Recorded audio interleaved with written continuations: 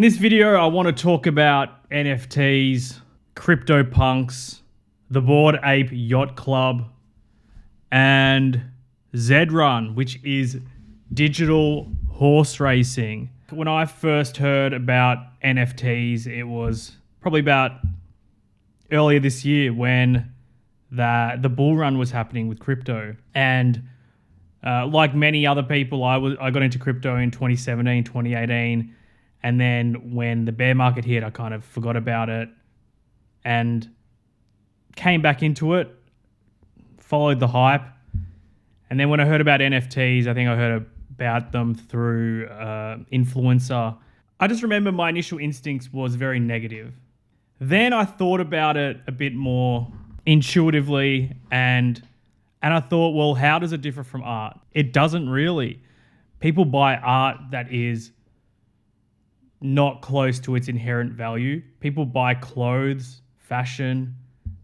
Think about high-end fashion brands. They're not worth what they're worth inherently. Thinking in that ways, I thought, yeah, I can see how NFTs from certain artists would have value. And then I didn't really think of it. I haven't bought any NFTs. I tried to mint one on OpenSea just to see what it was all about. I think I paid a $50 gas fee for just minting something and I ended up deleting it. I didn't dip my toes into the NFT space that much. I've seen more crypto influencers on TikTok talk about them. I've seen the digital horse racing pop up on TikTok, which again, I wouldn't think is going to take off anytime soon, but I can see in the future something like that taking off. And I only say that because knowing what horse racing gamblers are like, they're very traditional. They use apps, having said that. So I'm sure there's a proportion that would look into that. But within horse racing, there already is kind of digital horse racing in Australia called trackside, and no one really bets on it unless you're a full-blown gambling addict. But definitely in the NFT space with digital horse racing, you can buy your horse and it's like owning a horse in real life as opposed to just gambling. But anyway, this week, for whatever reason, I came across this article and it's called Why Bored Ape Avatars Are Taking Over Twitter. And I read through it and it's basically saying that these guys came up with this idea of having a club, and to get into this club, you need to have one of these avatars. And it resonated with me as someone who is across, what's happening on Reddit with Wall Street Bets, that meme-ified version of investing and wanting to feel part of a group. And I can see that, how that translates and works in this NFT space. From that point of view, I can definitely see that kind of idea taking off, especially people we're spending so much more time online with these digital personas. People always feel that they want to join, be part of a group, be part of a club. These spaces that are popping up online, the ticket to being accepted in these groups are these NFTs. So Bored Ape Yacht Club is one example, and supposedly the prices of these have gone up a lot on their launch price. And that leads us to Cryptopunks, which are worth so much money now compared to what the pixels are worth. I mean, look at this. It's just pixel art. There's some that are worth $7 million. The cheapest one is worth 93,000 USD. And speaking of CryptoPunks, this is one that I saw this TikToker talking about.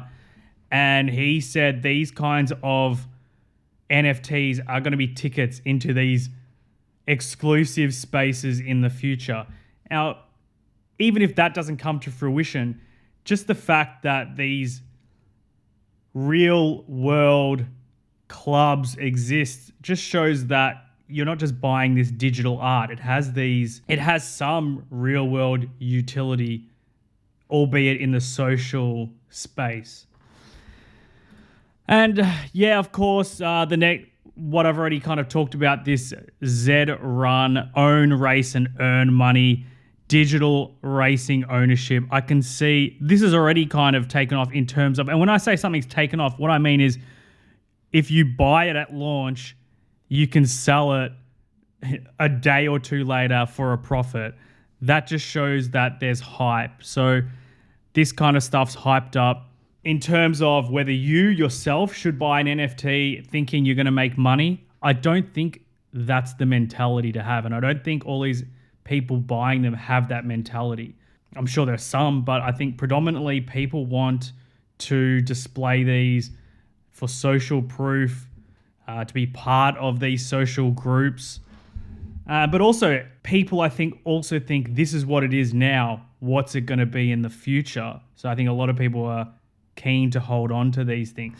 But this digital horse racing, where there's multiple aspects to owning it, and there's algorithmic things happening in the background to say whether your horse is going to be a good horse or a bad horse, or have a better percentage chance of winning a race.